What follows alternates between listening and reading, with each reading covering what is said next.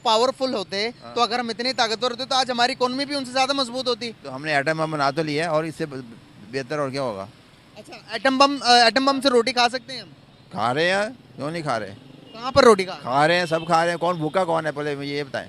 आज दुनिया prime minister Modi की तारीफ क्यों करती है? इवन अगर हम मुसलमानों की बात करते हैं तो मुसलमानों की फेवरेट प्राइम मिनिस्टर मोदी क्यों है, अगर वहाँ के मुसलमान इतने स्टेबल नहीं है तो?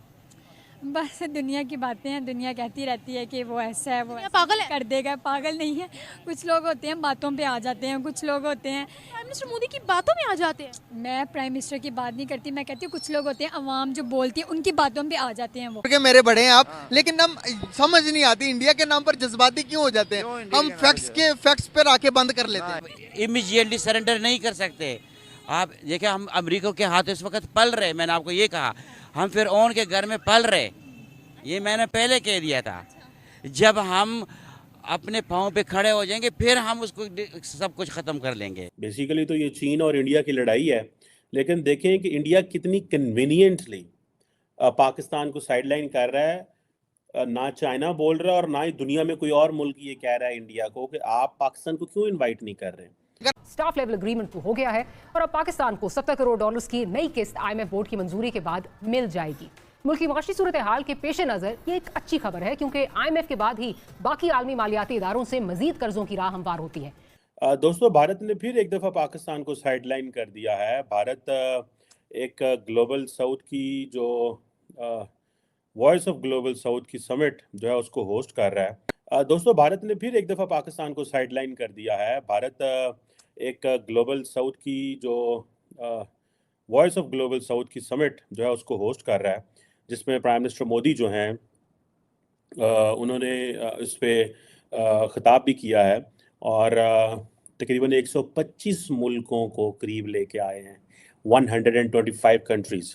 बेसिकली ये 12-13 जनवरी 2023 में इस पे हुआ था, काम शुरू किया, लेकिन अभी जो इंडिया ने ये जो voice of global south summit आज जो की है, ये सेकंड कह लें आप पिछले जनवरी से। और ये एक इनिशिएटिव तो बड़ा इम्पॉर्टेंट है। बेसिकली तो ये चीन और इंडिया की लड़ाई है, लेकिन देखें कि इंडिया कितनी कन्वीनियंटली पाकिस्तान को साइडलाइन कर रहा है। ना चाइना बोल रहा है और ना ही दुनिया में कोई और मुल्क ये कह रहा है इंडिया को कि आप पाकिस्तान को क्यों इनवाइट नहीं कर रहे। ये एक मैं समझता हूँ एक क्वेश्चन है जिसके ऊपर ना तो पाकिस्तान में बात होती है, मैंने कहीं किसी प्लेटफॉर्म पे नहीं सुनी। अगर आपने पाकिस्तान में ऐसी कोई बात सुनी है तो ज़रूर मेरे साथ शेयर करें, मुझे भी पता चले पाकिस्तान में कहाँ पे बात हो रही है। हमारे साढ़े लीडर सुते ने की करते ने रोटी चौकी खा ली, इन्होंने की समझ नहीं भी आती करना क्या है। अब ग्लोबल साउथ जो है आपको पता है, ये बेसिकली एक चाइना का और इंडिया का एक रेस है कि जी कौन कर रहा है, और दोनों की डिफरेंट अप्रोचेस हैं और दोनों ये बात कर रहे हैं कि जो डेवलपिंग कंट्रीज़ को जी डिमांड्स हैं, जो चैलेंजेस हैं, particularly in international economic and financial system के हवाले से। अच्छा, इसमें मैं एक बात बताऊं, इसमें जो साबिक वज़ीर आज़म इमरान खान थे, गो कि उनको बड़ा क्रिटिसाइज़ करता हूँ, लेकिन वो अक्सर दुनिया के जब ग्लोबल प्लेटफॉर्म्स पर जाते थे वो उस पर बात करते थे। वो कहते थे कि जनाब ये जो गरीब मुल्कों के साथ हमारे ऊपर कर्जे ज़्यादा हैं, हमारे साथ चैलेंजेस बहुत ज़्यादा हैं, हम कैसे पैसे देंगे, हम कहाँ से ये पैसा लेके आएँ। World bank, international monetary fund, ये सारे जितने हैं, इनको they have to redraw their plans. और ये जिसे वो कहते हैं ना, और चाइना और इंडिया इस रेस के अंदर एक कंसेंसस एजेंडा इस्टेब्लिश करना चाहते हैं, दैट दोनों ये कहना चाहते हैं दुनिया को कि पाइन साढ़े को पूछो, हम नया फार्मूला लेके आए हैं कि दुनिया को चलाना कैसे है।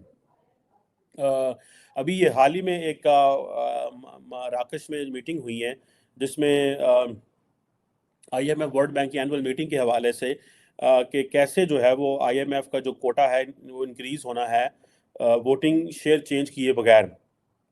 जो इंडिया की फाइनेंस मिनिस्टर हैं, उन्होंने ये कोटा एग्रीमेंट का एक जो डिस्कशन है उसको जिसे कहते हैं ना बताया है।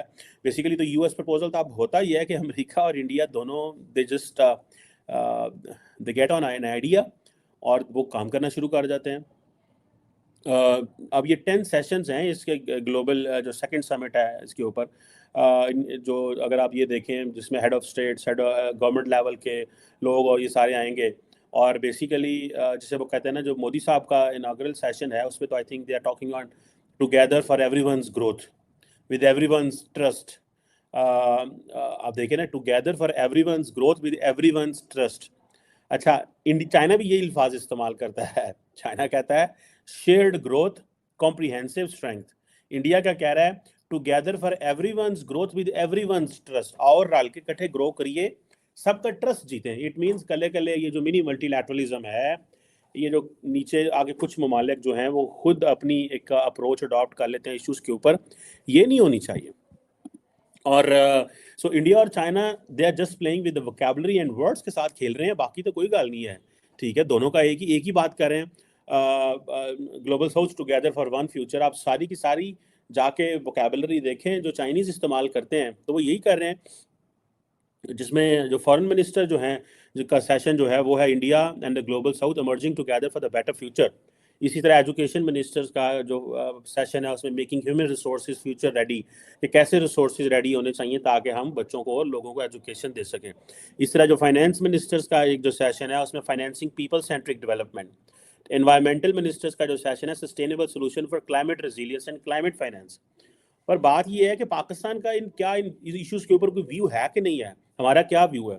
हमने अगले दिन एक मार्गला डायलॉग कराया और पता नहीं क्यों है वज़ीर आज़म ने एक चार्जशीट पेश कर दी एंटी इंडिया, वो किसी ने लिफ्ट ही नहीं कराई उसको वज़ीर आज़म क्योंकि खुद की उनकी क्रेडिबिलिटी एट स्टेक है, कोई बात ही नहीं करता उसके ऊपर।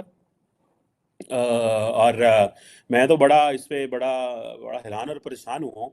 इमरान खान जब इंडिया के बारे में बात करता था तो दुनिया सुनती थी उसको, वो सही बोलता था, गलत बोलता था, वो क्या मारता था, इधर उधर की होती थी, लेकिन दुनिया उसको सुनती थी और दुनिया कहती थी यार ठीक है मुंडा भावें जिंदा भी है पर गल्लां बात वावा करन डे है। So the point here is कि ये जो डिस्कशन है, मैं तो हैरान हुआ हूँ कि पाकिस्तान की इसमें एंट्री कोई नहीं है। ठीक है जी, और पाकिस्तान को किसी ने बुलाया ही नहीं है। अगर ग्लोबल साउथ की डिस्कशन हो रही है, पाकिस्तान जाके अमेरिका और यूरोप में तो कहता साढ़े जनाब दरिया रोड चले ने, साढ़े को वाटर स्टोरेज की कैपेसिटी कोई नहीं है, हमारे पास हमारे लोग जो हैं वो बेरोज़गार हो गए हैं। ये साथ हमारे हमसाये में ग्लोबल साउथ की कॉन्फ्रेंसें हो रही हैं, समिट हो रही हैं, और हम वहाँ पे है ही नहीं है। और साथ ही साथ इंडिया जो है वो अपनी जो G20 की प्रेसिडेंसी है उसकी मार्केटिंग भी कर रहा है ना। सिर्फ वो नहीं कर रहा, वो उनको बता रहा है कि पाए ना G20 ते की कीता की जड़ा ना हमने क्या गुल खिलाए वहाँ पे, हमने जो तरक्की की वो बड़ी इंपॉर्टेंट चीज़ें हैं। अपनी मार्केटिंग करना, मैं समझता हूँ सारे मुल्क सारा टाइम अपनी मार्केटिंग ही कर रहे होते हैं, तो इंडिया ने भी अपनी मार्केटिंग टिका के की हुई है वहाँ पे। सो एक तो जैसे IMF वर्ल्ड बैंक की मीटिंग का मैं आपको बता रहा था कि दोनों इंडिया एंड चाइना कंप्लीटली लगे हुए हैं, अमेरिकन कंप्लीट साथ दे रहे हैं इंडिया का कि तुसी जनाब जी ग्लोबल साउथ। और मैंने आपको बताया था जब G20 की हमने वो किया था तो हमने पूरा एक डिस्कशन की थी कि किस तरह जो है अमेरिकन ने इंडिया की मदद की ताकि इंडिया नाकाम ना हो। अगर इंडिया नाकाम होता तो सारे का सारा मुद्दा अमेरिका पे आ जाना था, उन्होंने कहना लो जी अमेरिका ही नहीं बने।